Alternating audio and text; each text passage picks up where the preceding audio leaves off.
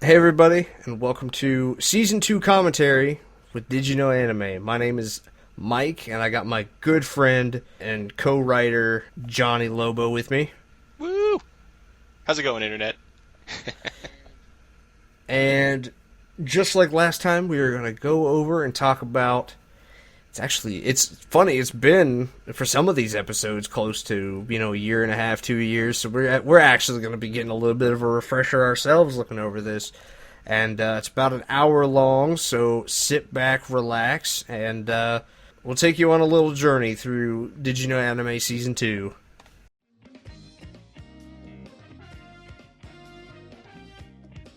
Love me some Yu Yu Hakusho. Did you know? Any day of the week. Most of Yu Yu Hakusho is in one way or another based This was actually the first episode that you completely wrote by yourself, right? I think Full Metal from Season 1. Oh, right. And then most of, I think, Hetalia. But yeah, this was the season I really started, I think, contributing a little bit more, and I'm eternally grateful for you having faith in me and doing a few, and of course you kind of going over everything and we being each other's editors and such. But this was an absolute treat. I got to go through Yu Yu Hakusho all over again for a fresher, and then you had Lanny narrating it. It's just everything came together so great. So this was I think a strong foot to start new season on. Likely derived from Japanese traditions of white foxes being associated with good omens and warding off evil. In episode 47, legendary bandit Yoko Kurama. It is interesting that Yoko Kurama. This was something I didn't find anywhere, and I never caught my first viewing of Yu Yu Hakusho many, many years ago. But as I was watching this again for the in preparation of this episode, I was like, wow, that's really interesting. South America, you say, and from my own background and also some classes and stuff, including this Gilgamesh bit. Thank you, college, university, for that. But then also the Cadejos, interesting folklore, and interesting how you find similar mythologies. In sometimes very different parts of the world. In rapid succession twice is associated with helping to ward off lightning. In addition to having connotations. Man, I miss shows like Yu Yu Hakusho. Like I get nostalgic as soon as I see that aesthetic. I'm like, man, the early to mid '90s. It's so like, oh man, I just got home from school. Right. Right here. This is where I got the first copyright strike. Because that was a Blu-ray shot. Oh. The company was like, wow, that's mine. I didn't know that. I'm so glad you braved that, because I remember wanting that bit. Sometimes I get oddly picky, ladies and gentlemen, in my outlines. Sometimes I do for Mike, and so there I really wanted that eye twitch of EA's, and then you got Yusuke bashing on Kuwabara's head with the drum. I laugh every time I see it. For its intended younger demographic. But some content was reworked altogether. In episode 24, The Deadly Triad, entire sequences. Well, then of course watching these the more recently, I can't believe now it's been 2 years now since doing this episode. Watching on the DVDs, got some stuff where, hey, I don't remember that, and I go, oh, there's good reason for that. It's funny, the uncut and the edit right here, the edited version, I actually got that from a Spanish DVD, because they didn't have the exact same edits as Toonami, but they were very close. Wow. This I thought or maybe it was so South cool. American, maybe not Spanish. It was a Spanish-speaking country. There you go. Yeah, I think Yu Yu Hakusho was popular in a lot of Latin American countries, and this was, I just thought was so cool. Again, maybe it was somewhere out there, I'm sure, but I didn't read it anywhere on a wiki. I just, from a film school background, and then I'm watching this and I go, no way, that's so cool. And looks like a lot of other people on the internet thought so too. And oh man, that was awesome. 2014, wow. These have only recently been dubbed by Funimation, along with the first film Yu Yu Hakusho the I movie, just aka recently got my own copy of the Golden Seal, since it was so recent that Funimation actually dubbed it, and so that was really fun. It was a case where modern Funimation actually really did go all the way and bend over backwards and got everybody back together, and it was perfect. It was nostalgic but new at the same time for me.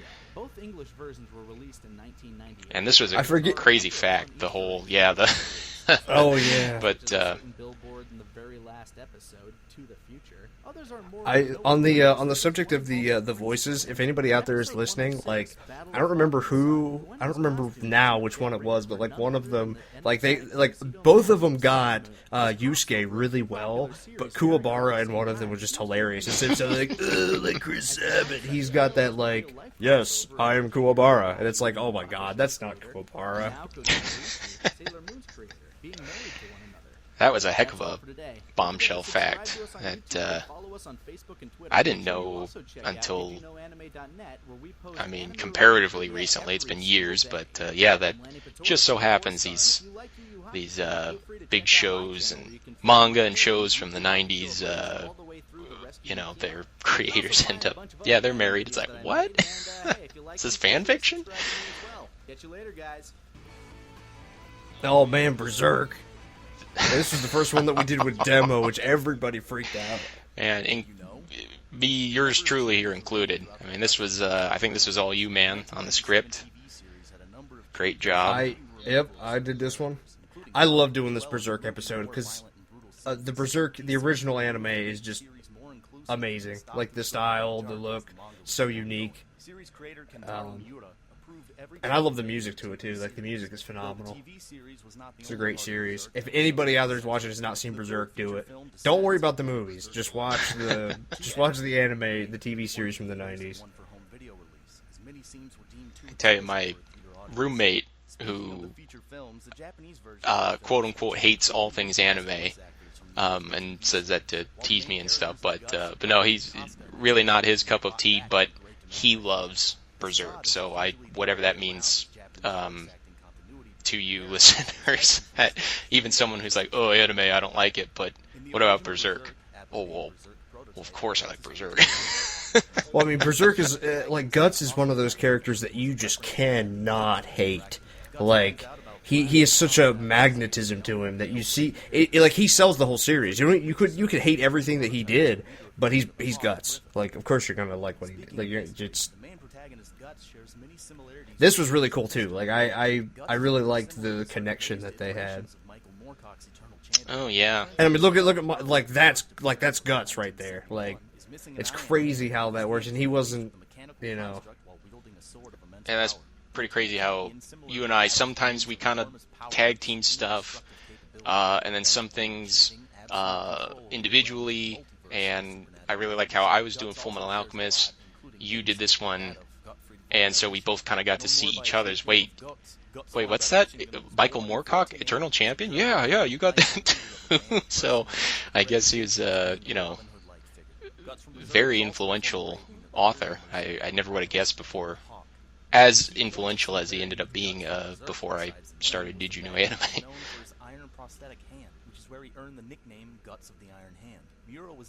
Also, finding pictures of Kentaro Miura is like, apparently those pictures are only, like, they're super rare, and or they only came on the DVD or something like that. Like, he's a recluse like so many other manga creators. At least you got the front of his face. Oh yeah. God, I almost forgot about that.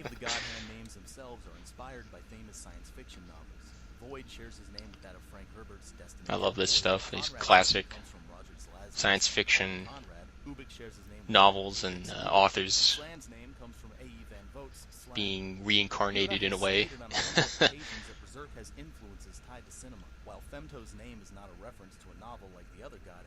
I think it really makes the work stronger too. Like, when you know that the creator is like really closely associated with works of classic sci-fi or like kind of what their genre is in already. Like they know what they're doing. They're not just kind of, oh hey, I really like this, I'm gonna try and do it.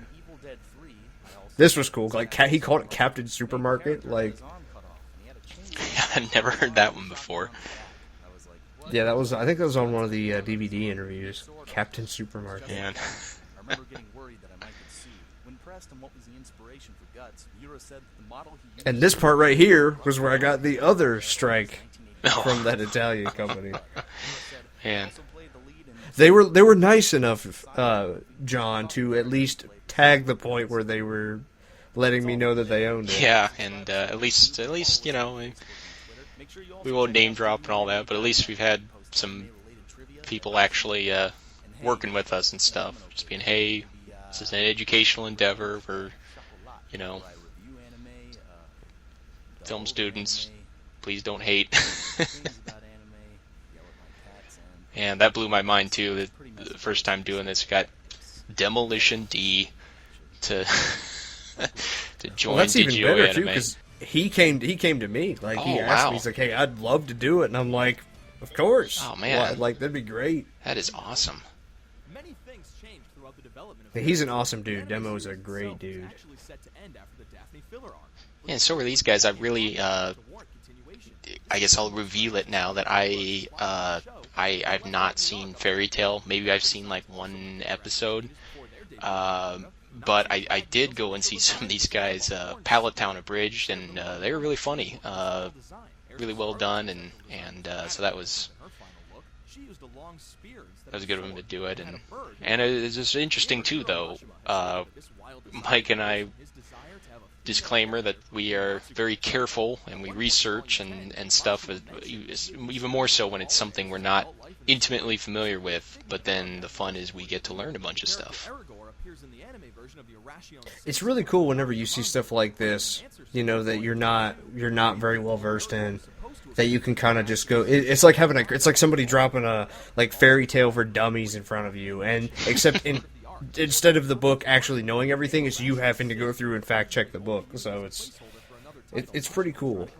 But this script, this one was a tough one to write. Like the first two parts that we did were really there, but then like because of just having to fact check everything and not everything being like correct or not having good sources, like we really struggled with the last part.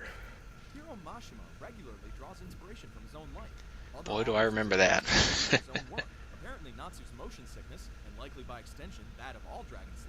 Gotta admit, the Tolkien connection, I guess that might be the next section here. That really piqued my interest because I'm a Tolkienite, so that was, I guess, one of the last places I'd expect to hear anything related to the Lord of the Rings, but there it was. This was something that was really cool because I remember I wasn't super into Rave Master, but like it was one of those series that when it came on, it was anime and it wasn't terrible. So like I enjoyed watching stuff from time to time. So, and it didn't even occur to me that Fairy Tail was made by the same guy who did Rave. Didn't even occur to me. Then you start looking at them side by side like this and go, oh, wait a minute. I wish more creators would do that. Like I wish that they would cross over their stuff more, or be allowed to cross over their stuff more. Because I mean, it's fan servicey a little bit, but it's like, especially if you're a fan of the older series, it's like, oh my god. Yeah, I think it's fun, and I guess it is one of those things that you better do it right if you're going to do it, because it's really easy to mess that up, and we fans of any given franchise can be very fickle, and it's really tough. Like, you gotta be respectful enough to usually the older series, and vice versa. Looks like they did a heck of a great job, though, here with just, integrating them. They're in the same world, and it's a big world. I mean, why not? This is the part where they talk about Tolkien. Oh, yep. Did you know that there are many differences, both large and small, between the manga and anime versions of Fairy Tail? The entire Key of the Starry Sky arc is a prime example, as it is I remember that being tricky, Finally, did you know because that it's Fairy like, Tail has 2 English dubs? Much we like don't its have stylistic the One time, Piece, Fairy Tail was dubbed into let English alone the the resources to like read the whole manga. It's like, and watch a whole anime, you know. I mean, that's the thing too. Is like most of the time, it's like we might not talk about everything, but that's because like some things are like really minuscule, and other things are like, oh, this entire arc only exists in the anime. You know, that's why we're going to talk about that. I wish, you know, on the subject of the very last thing there, I wish that like more people would catalog the Animax English dubs, or the English dubs that don't come from America or the UK. Because a lot of those dubs people talk about, but nobody has a source for. This one was a really special one because it, you know, me and John, we have like a vault of stuff. We call it a vault of stuff that we really want to get made, but we'll write a script for and just kind of put on the back burner until we like find what we, you know, get that one person that we really want to get. And this was one of those that I did, you know, complete. I'm a wrestling fan, and so I was like, oh, you know, I got to get Matthew from Botchamania, and he agreed, and naturally he was a class act, and it was just like, it was really cool to be able to talk about all this stuff. This was fun watching because, again, this was all you, and I don't know much about the wrestling world, and so I was just extremely informative, and I mean also you know, which it's fun getting suggestions for. We love that. We would like to do more stuff kind of like that, and this kind of, again, every episode is unique, and this one kind of broke the mold of like, you know, it's a topic, it's not just one single show or anime or franchise, and so I think you got a great chance to spotlight some underrated series here. In much the same vein as the anime character, the real-life Tiger Mask's Yama. And it also kind of, you know, it opened it up later on for when we would do unreleased anime, because I had actually, you know, not to get too far off subject, but I wasn't even sure that I would want to, oh, there's the swastikas. I wasn't even sure if I, you know, would be able to do that just because of the way that it was presented, but I'm glad that I did, because it's a lot of fun. So, like, doing stuff like this, we don't do this very often. Like, we don't do, like, amalgamation, you know, conglomerate episodes of more than one topic, but every once in a while we'll put out one, and it's usually one that we really enjoy. Galactic Wrestling Federation as a parody for now defunct WWF World Wrestling Federation. His children, Ike Men and Jack Willen, are based loosely on Shane and Stephanie McMahon. However, not all names were changed and remained references from the original. Bone Cold, the most powerful member of the faction No Respect, is a pun off the real life retired. I always find it crazy whenever they will like literally just take a name from somebody, like it's like just slightly out of the not get sued department, which Japan has been so good about doing over the years. I suppose now more so it's you know, the internet and stuff. It's a lot. Not that they were always thinking that, I'm sure, but I mean, not that long ago you could have a character named after somebody on the, you know, other side of the ocean, and it's like, hey, they might not ever even know about it. Yeah, but now it's, you know, the end of Stardust Crusaders, where, you know, spoiler, Jotaro's grilling Joseph and mentions Weird Al Yankovic, and then a few hours later you see Weird Al on Twitter being like, wow, I just got mentioned in an anime. Like that it's mind-blowing to think about, but not that long ago that just wouldn't happen.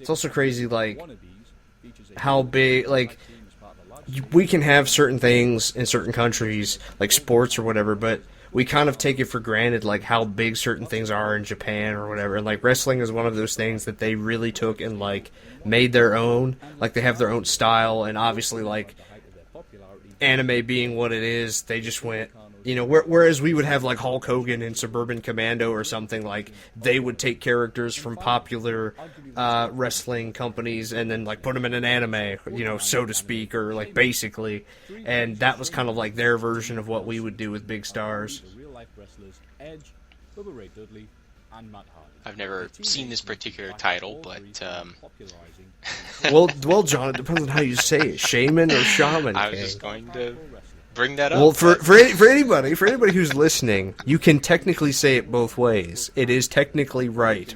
The UK says shaman, and the US says shaman. So tomato, people. Or just give me money. I've been Matthew. Sense of humor, or just give me money.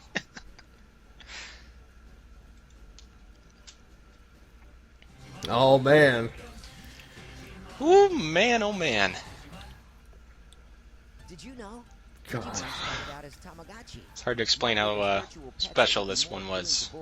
And still is now. I mean, so I watched Digimon, as many other people did, I'm sure, back in the day on places like Fox Kids. You had to wake up early in the morning, a lot of times I recall. And so then Mr. Seth wanting to do this, being gracious enough to do this, was literally a dream come true. And I got to, we got to catch up with him and learn that, he's this great voice actor, but he's also a performing mentalist. And I thought that was so cool that he went to, now he's authored a book, a self-help book, not a corny self-help book, but really like, it's for time management between our world and social media, i.e. of the digital world, and I'm just like, yeah, who's writing this thing called life, that's amazing. Oh. And then full circle, he got to put the word out here that he'd want to come back, and here we are now in as of this recording, late 2016, and I got to go see the first installment of the new movies, and it was great. It's crazy how, like, the timing of it, because the 15th anniversary in Tri had just got announced, and we were able to record with him while he was on tour in Asia. We've said this at conventions before, but he was in Asia, and we got him, and we were able to record with him, and it would just, he told us about how, like, everybody was talking about it, and he was getting a ton of emails, and, like, here we are, a year and a half later, and he came back, and it was just very, it's coming full circle. In the original, the kids actually hitchhike with a complete stranger. Given the time and circumstances surrounding the series' debut, these changes were fairly minor. What's more surprising is what wasn't changed for American television. Digimon such as Angimon and Devimon still made appearances with their names and designs intact. In episode 38, Prophecy, the demon-like antagonist this stood out so much to me because I remembered seeing this, and I was raised in a fairly strict religious home, and I just remember being, however old I was at the time, being a kid, and I was just so surprised that quote unquote got through on American TV back then, and in an alternate scenario, it's like, why didn't we have? I remember religious groups being furious with Pokemon for God unknown reasons, and so it's like, I remember at the time being like, where are the people with the picket signs protesting Digimon? They were too busy hitting the bigger whale that was Pokemon. They knew they could get more money out of those people. Purchasable merchandise before the kids discover real Digimon for themselves. The series also differed greatly from Digimon Adventure because of its overall This was, tone. I gotta say, personally satisfying, presenting in an objective manner. I didn't want to say Tamers wasn't as good, we didn't say that, but it was different. And then, again, I picked it up on that as a kid, and then seeing who was involved writing it, when we were doing this, I went, well, there makes you a go. lot of sense. It all makes sense. And I just remember subjectively here, as a kid, seeing it and just, like I've tried to tell people, it'd be like, it's bold. I respect them artistically now for trying to do that, but it'd be like if the new season of Pokemon or something, everything that you had just watched, like the Ash wasn't real. yeah, like kids were watching Ash on TV and then they were buying Pokemon toys and stuff like we are, and you're just like, don't do that to me. And I know on this part in particular, like a lot of people had commented and said like it's explained in the WonderSwan games. That's very valid, but like the WonderSwan was like I want to say it was Japanese exclusive. Like it wasn't. It definitely was not something that a lot of people got over here, and so calling him a totem is pretty much what he was. Like he's able to bend all of those different canon quote unquote continuities just because that's the character that he is. And I mean, regardless of what exactly he did in particular, he was still a totem. Yeah, and that's great that people can reply in the comments and stuff and be engaged with stuff we just don't have time for in in one of these videos, because I remember going, how am I gonna try to word this, fit it in, and then I just said, like, though elaborate explanations exist, and elaborate they are, and God, man, and I'm sincerely grateful that again, of course, that Joshua was willing to do this, and that also by the reactions and stuff, it sure looks like a lot of Digimon fans watching this were just as happy with it as I was, and that's I mean, I'll carry that with me forever. I really will. This was such a treat. Of Digimon was announced. I always tear up a little bit whenever I get to the end of these, because like you have somebody like Josh who could just jump right back into Ty, Johnny, the anime fandom that we came from before. So it was like everything was, if somebody came back, you weren't sure if they were going to sound like the person that they were before, and there was so much uncertainty there. So like whenever you can get somebody to come back and they sound exactly like you remember them like 10 or 15 years later, it's like it's a rush. It's a nostalgic rush that I'm glad that we can share with everybody, especially with fans of Digimon. Mm-hmm.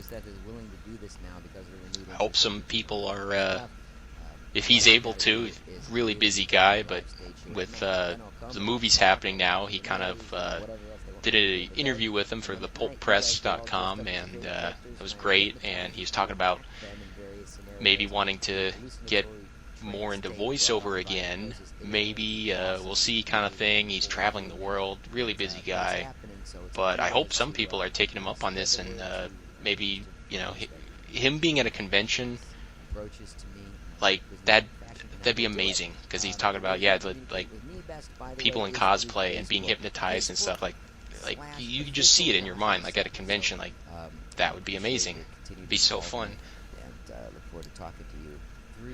And I mean, honestly, I think just in general, I think we need some more of the people from the 90s who, I can totally understand that they moved on, or they might have moved on to another career or whatever, but I would love to hear them back, because it would add some authenticity, or it would add some like flavor to a lot of dubs now that kind of it'd be nice to have them back.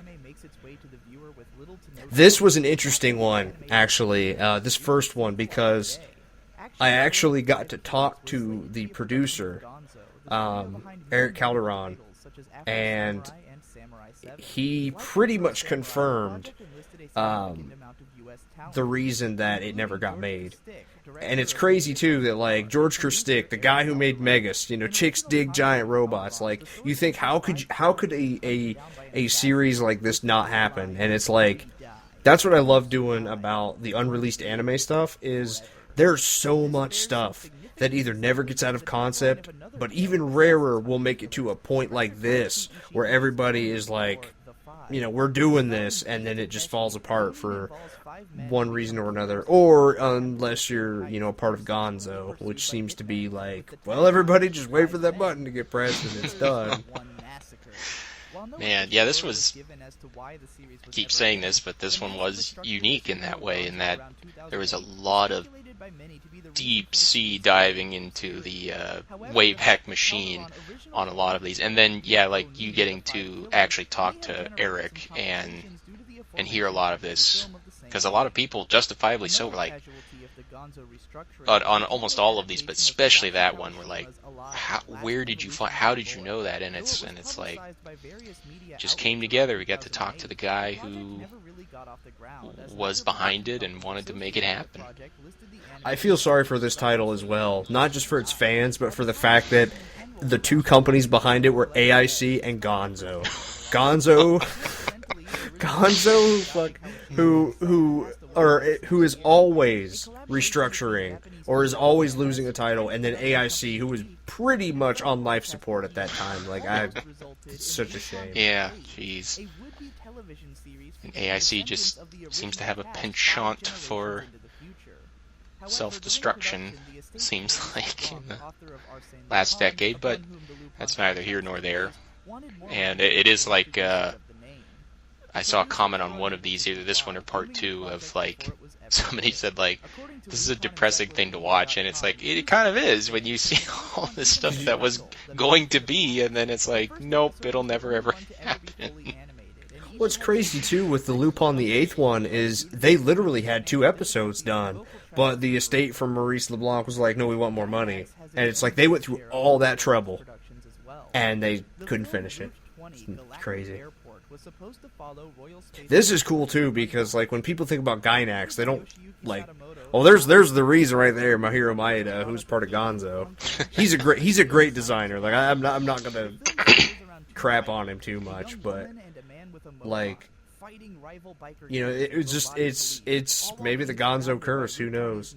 But this is a really cool, this is like the early 90s, late 80s, early 90s, so Cyberpunk was super, super popular, and it would be for another almost, decade, but, like, how do you compete with Akira? Like,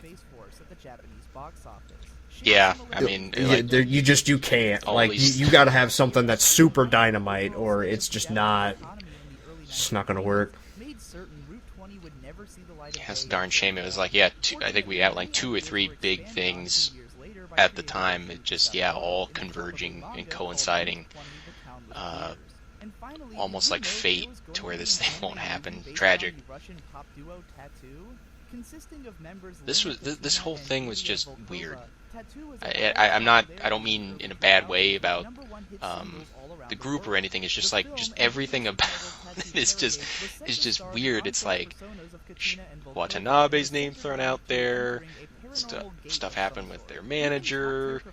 It's just like, what on earth happened here? The part that I find funny is, like, I'd actually heard about this one years and years and years ago, like when I'd kind of sort of gotten back into anime fandom, and like something like this, you'd think they would push through really quickly because it's got the name, it's got the branding value and whatever. But again, much like the 5 Killers, all it takes is one little thing, and the whole project gets upended and never happens. By the way, hi, I'm DigiBro. If you want to see more videos about the history of anime production, you should also head over to my channel. Nicely done, DigiBro. And there we go. That was one I remember. Yeah, we tag teamed that one. That was. Be sure and subscribe too, because I put out a lot of content. Oh, speaking of. Yep, speak of the devil. Folks, we could have looked at the playlist before starting this, but I think like Mike said earlier, it's like, it's kind of fun to just press go and go off of 2 years of memory on what comes next.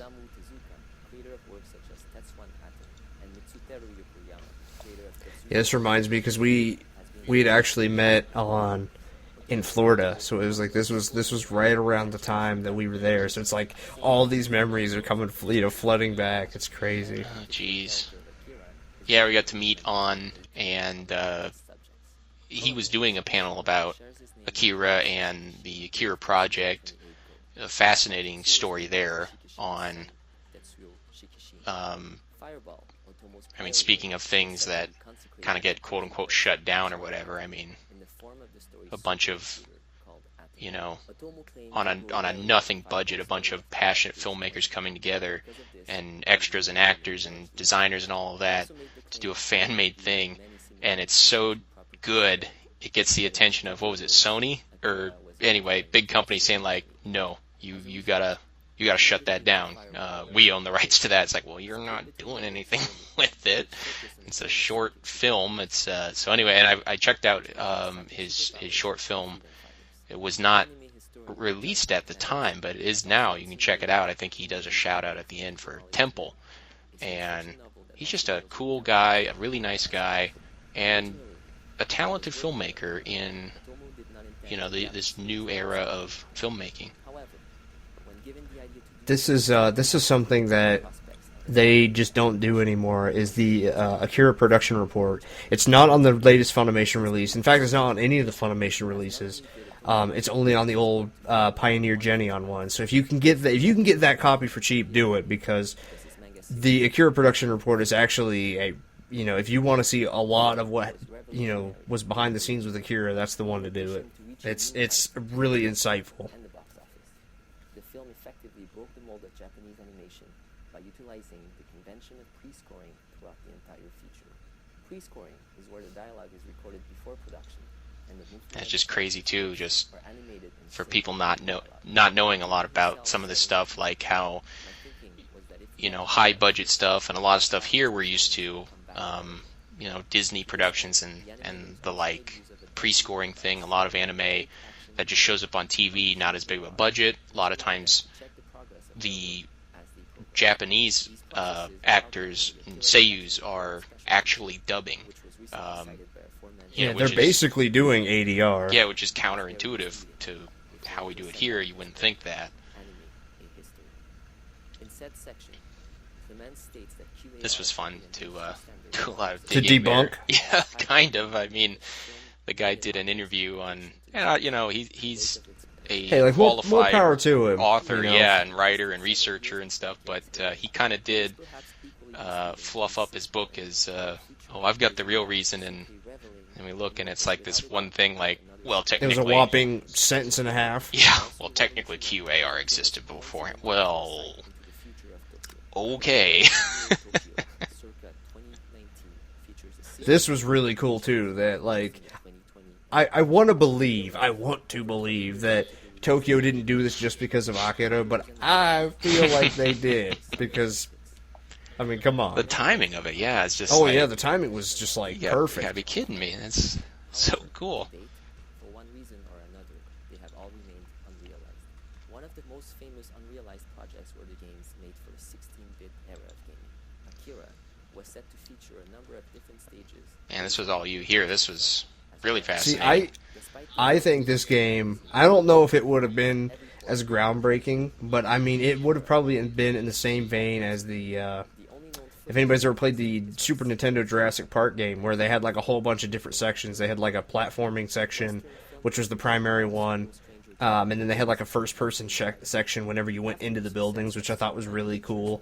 They wanted to do like 4 or 5 different types of games into one game with, just for Akira, which a lot of people take for granted how popular it was. Like, Sony wanted to make a movie in the early 90s because of how popular Akira was.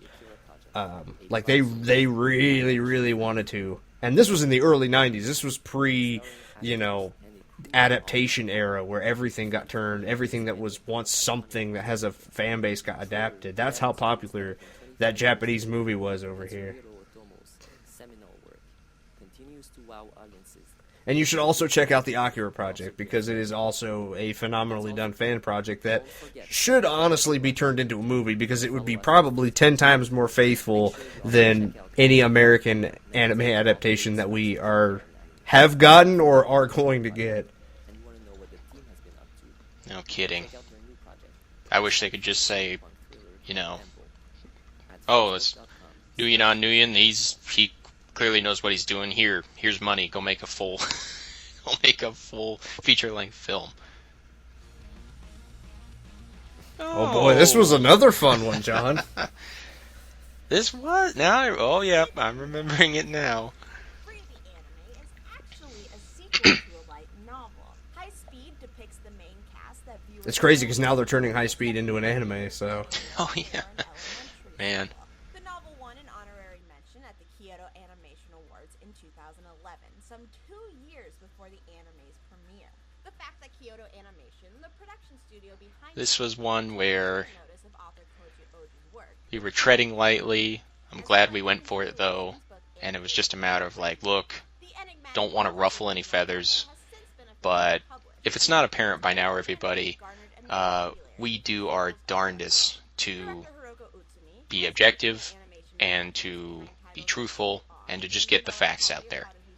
And here was one where it just seemed like people hadn't really dug deep enough, and kind of there was just this misconception of, oh, well, this is kind of how it came about, and upon scrutiny, it turned out like, no, that's not right, that's not accurate, and it's like, what better? I think that's kind of how this episode came about. Is like, well, hey, what's Did You Know Anime all about, and what better platform to teach people about it? Yeah, this was a very unique episode. I mean, I actually like learning about Free simply because like it really kind of turned the conception of what popular anime and quote unquote pandering is, because it's so heavy on moe, and I really loved that about Free, about how they could kind of turn that and say, this works both ways. It's a two-way street and can still be super popular and make a ton of money. You just have to give it a chance, even if it is something that's deliberately pandering. And that is, the waves, no pun intended, that Free has made have definitely been seen with, later anime that have come out. But this section in particular, like, it's pretty self-explanatory, but I'll just say this. If you don't know what you're talking about, then absolutely don't say it twice when you get proven wrong the first time. Or when evidence to the contrary comes out, don't say something just for internet brownie points when you know you're wrong. Or you don't know. Like, if you literally do not know, don't just make stuff up, especially when you were at one point writing for one of the most well-established anime and gaming websites on the internet. Hulk Hogan took care of that, set them straight. Yeah, I was trying to be a little bit more diplomatic, but I mean, Patricia Hernandez not only did not do her homework, but she spit in the teacher's eye, and that gives you a unique opportunity, and to be fair, like Crunchyroll, ANN changed their article because everybody was so, I think Kotaku was one of the first ones to talk about it, and it's like, no, this was not just a demo reel that somebody leaked out. Like, this was going to happen. They were already looking at High Speed in 2011. Like, they were going to do Free. It was not something that Tumblr got a hard-on for and magically made in a month from nothing. Like, that doesn't happen, ladies and gentlemen. Like, I don't care how crappy of a 3D anime it is, it cannot be made that quickly. That's just not... Anime cuts a lot of corners, but there's a certain amount of time that you need for even the shortest series. Ai Tenchi Muyo, for example, a series that had 5-minute episodes and only had a full length of 2 hours, had a pre-planning of 4 months. So, do the math. Pre-planning. And yeah, these 4 stock characters, that just happens to be perfect for these 4 male main characters from this light novel we happen to find, or whatever, Yeah. Iwatobi Town seems to be based heavily on the town Iwami in Tottori Prefecture. The rooms of both Go Those are Matsumoto, those are great pictures you found there, where it's like, wow, yeah, that, picturesque and then not no disrespect, but it is like that's literally what they did. And then I love the end quote there.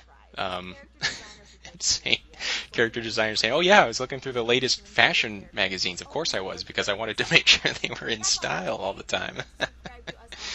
It's also kind of hard to find some of those like images too. Which, by the way, if you're someone who posts sources and whatnot for the internet, for the love of all that is holy, if it's a Japanese website, back up the images when you first see it, because 9 times out of 10, even the Wayback Machine can't get those.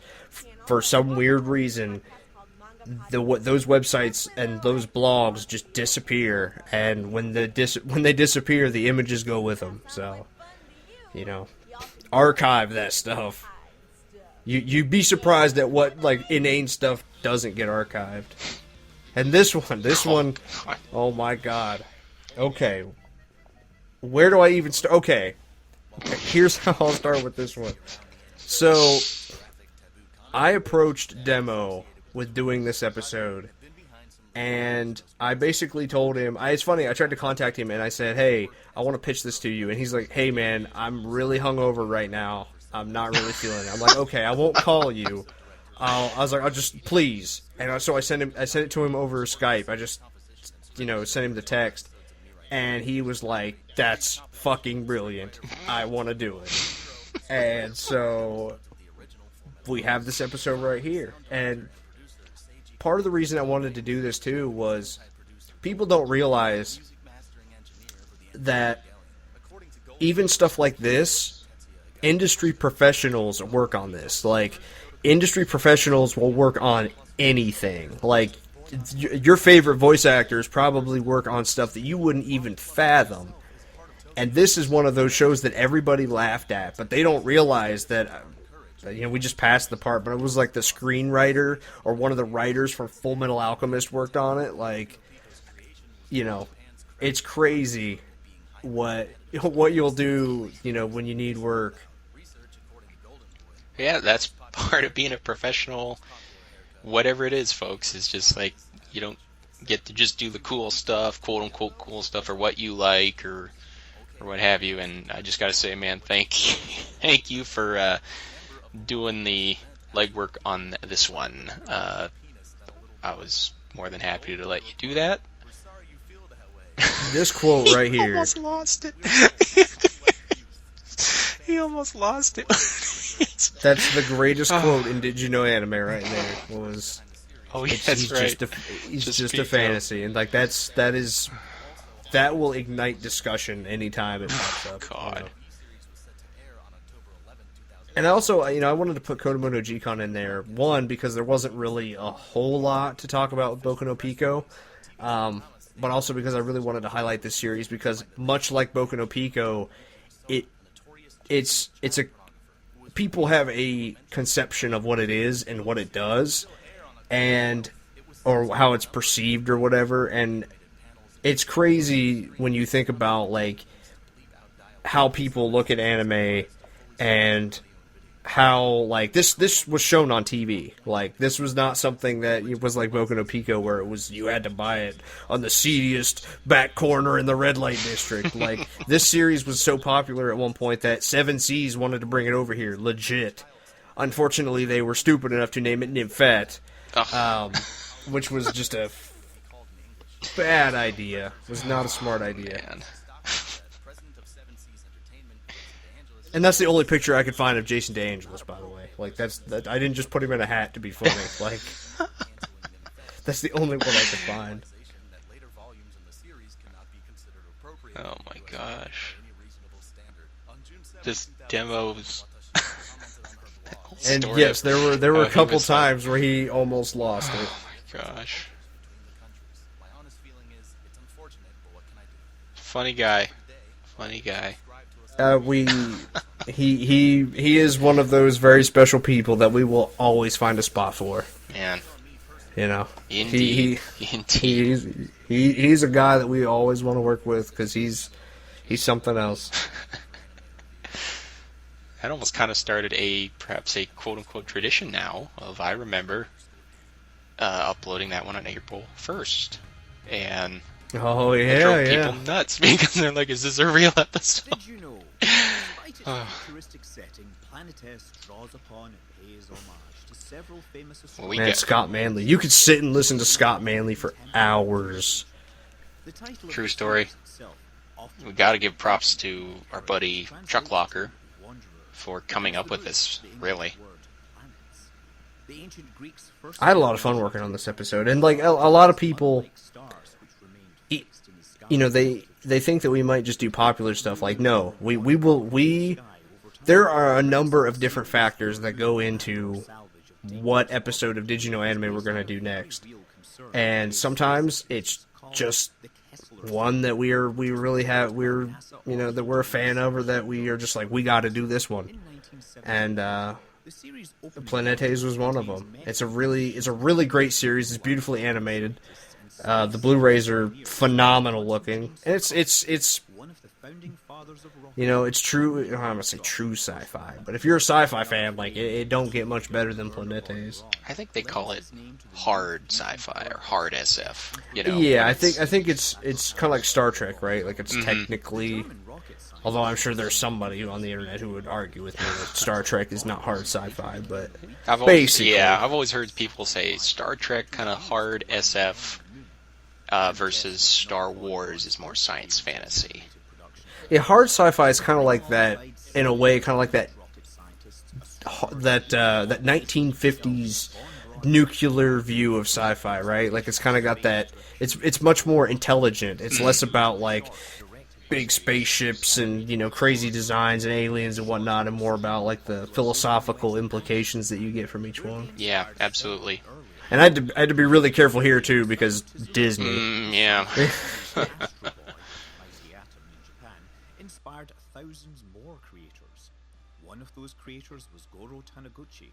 Yeah, and this was just great. Like, we love, as we say, getting people from all corners of the anime viewing community, but also, because again, I think it was Chuck Locker who pitched the idea of asking Scott, and you know, Scott, I don't know how much he does in his own time. I don't think much. It's certainly not his shtick on YouTube or the internet. But so it kind of was. It kind of did feel like we're getting somebody, quote unquote, from the outside. But There's nobody more qualified, that's for sure. yeah, because this is just happens to be anime, manga and an anime, and it deals with very, you know, realistic science behind it, and rocket science, and it's like, well, if you're going to be talking rockets on YouTube, Scott Manley. The author of the manga, Makoto Yukimura, came up with the idea of Planetess after reading a book about the problem of space debris.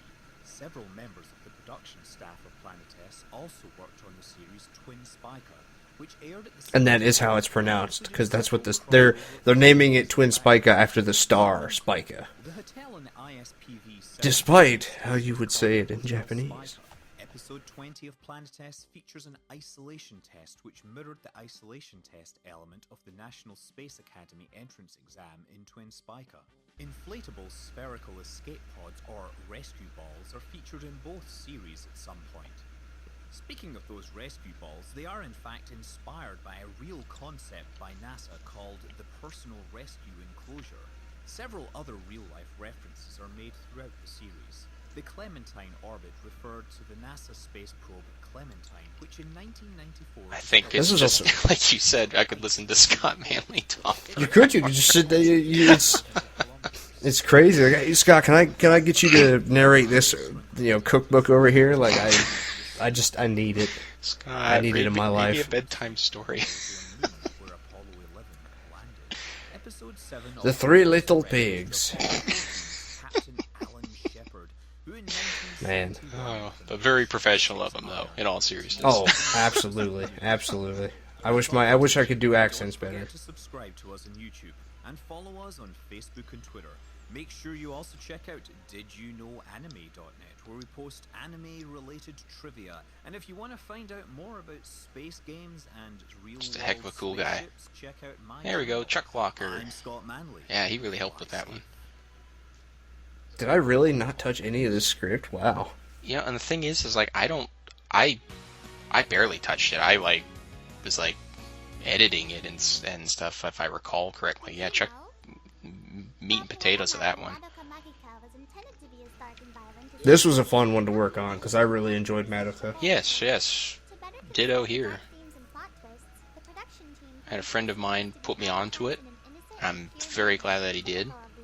I'm not astute when it comes to the magical girl variety of programming, but I mean, I know enough, your Sailor Moon bread and butter kind of thing, and no spoilers, but Madoka it turns a lot of those archetypes, turns the whole, I guess it's a genre, if you will, turns it on its head. It's not the magical girl that you want, but it's the magical girl that you need. And of course, the old Ken Urobuchi doing what he does best. That's what makes him so good. That's what makes him so, valued. It's because he's actually a good writer and he actually knows what he's doing.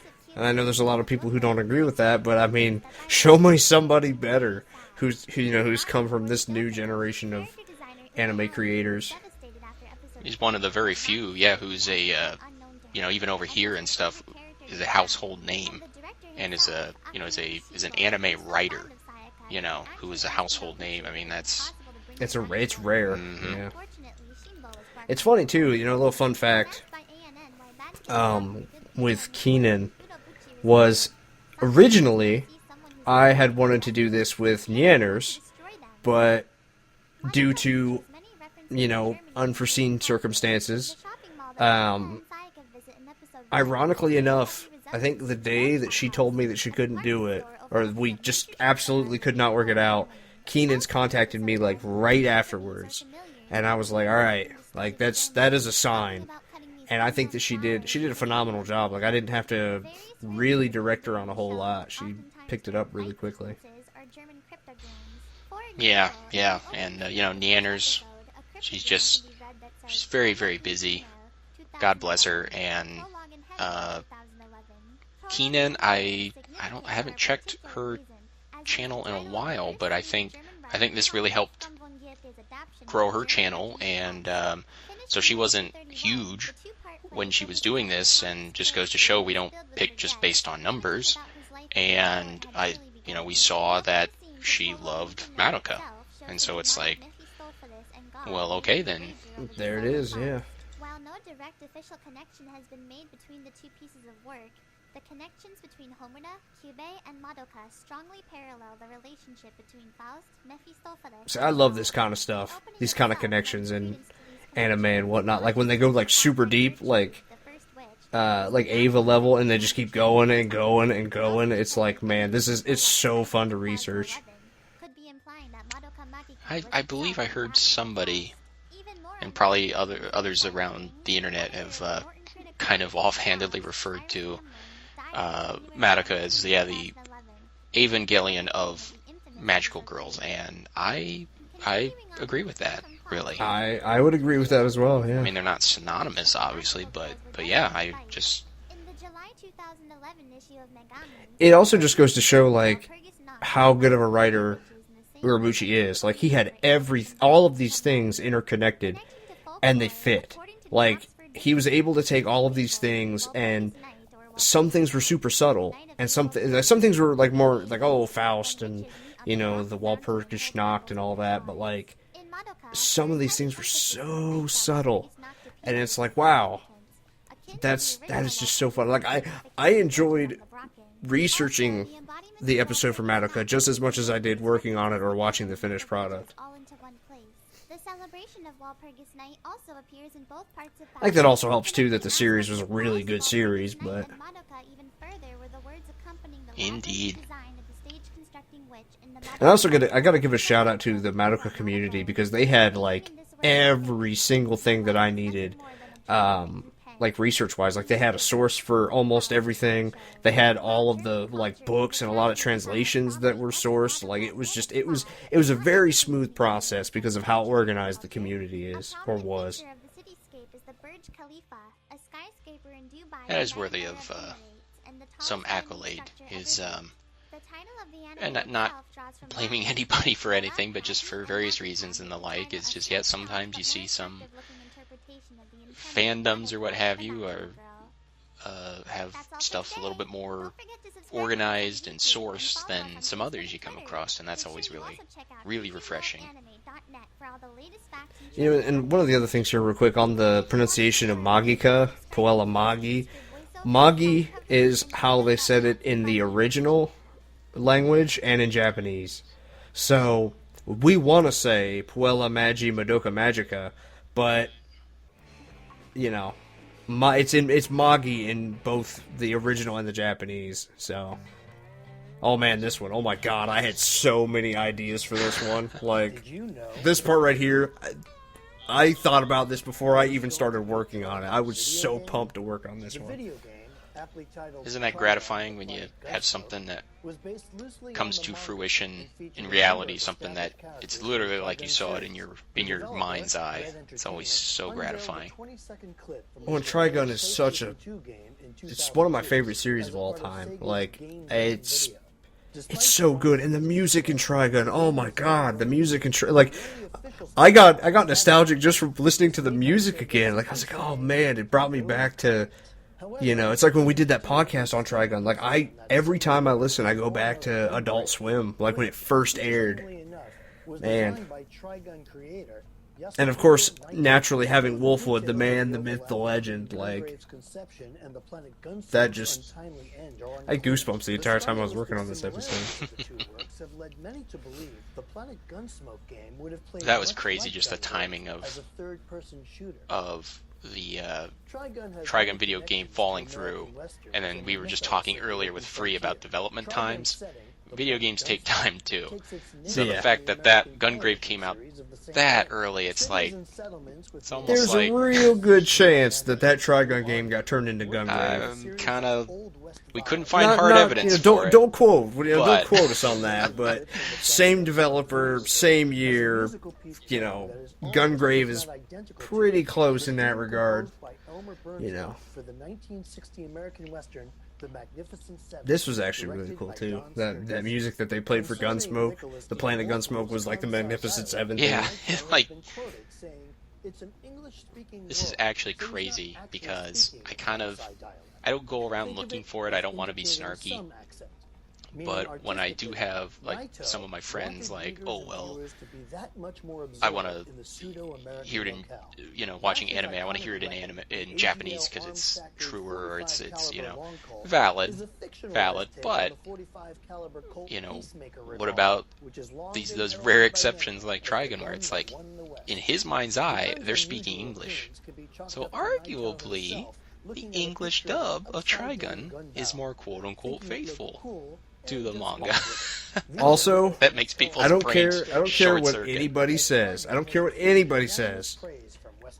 That fact about the Mateba is wrong. It was not based on the Mateba auto revolver. Nope. I know a lot of people want to believe that, but it's wrong. The Mateba auto revolver came out after Trigun. The end. He said, I looked at it. The man himself said, I looked at an upside down gun barrel, and I went with it. Like, it's not the Mateba.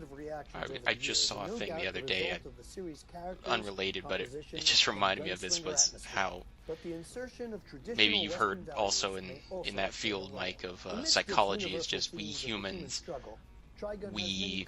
speaking of religion, no, I'm just kidding, but we humans, we do have a propensity to find patterns in things, and that's really advantageous on the one hand, but also sometimes we draw connections that aren't there, and we have to be careful about that. And you know, when we're doing I understand, you know, that some people really want to believe some of these things because it seems like it's, you know, that's it. But like, if you don't know 100% conclusively, or you have, information that is true that, proves you wrong, there is absolutely nothing wrong with admitting that you're wrong, like, there's a ton of things that me and John, or not a ton, but, like, there's a couple things that me and John have either, maybe not been not 100% on, but, like, we, there wasn't, it wasn't perfect, so to speak, or that we might have played it a little too safe, but, that doesn't mean that, oh my god, that invalidates everything, because we're willing to admit that, like, hey,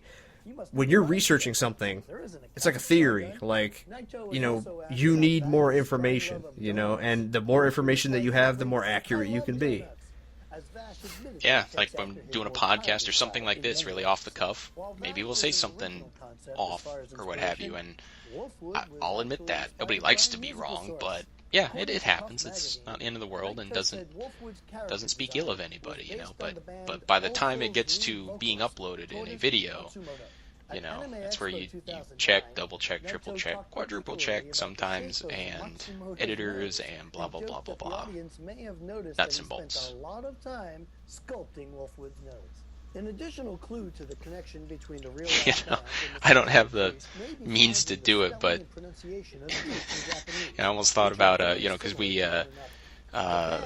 Mike and we got to go to a convention, put on a great convention in Minneapolis, and we got to do a panel with Jeff, and we got to meet him, and it was great. And part of me wants to next time we see him,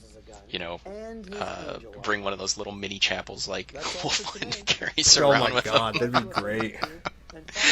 And Jeff is such a cool guy too. Like he has a lot more Wolfwood than he may want to admit. I think so. Can you believe, John, that it's been an hour already? Like, we've already done this full commentary already?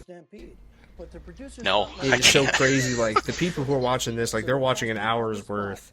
And this hour was like, season 2 in particular, I think the longest that we did production-wise for Did You Know Anime, because season 1 was done really quickly. Like, I got the first 3 or 4 episodes out in a month, or like a month and a half. Like, it was done really, really quick. And then it slowed down a little bit, but from the beginning of season 2 to the end of season 2 was like 8 months, 10 months. Like, it was the longest that a season of Did You Know Anime, and this was before we had even had, like, I'd kind of wanted to do seasons, but I wasn't, exactly sure how many episodes, or, we were feeling everything out, but it was a long time. Like, there was a long time of, trying to get Jeff, trying to get Josh with Seth. Like, I think I started talking to Josh with Seth, and I want to say, like, late July? No, it was the beginning of July. It was sometime after, it was like July 10th or something. I can go back and look at the emails. But then we didn't actually record the Digimon episode until December?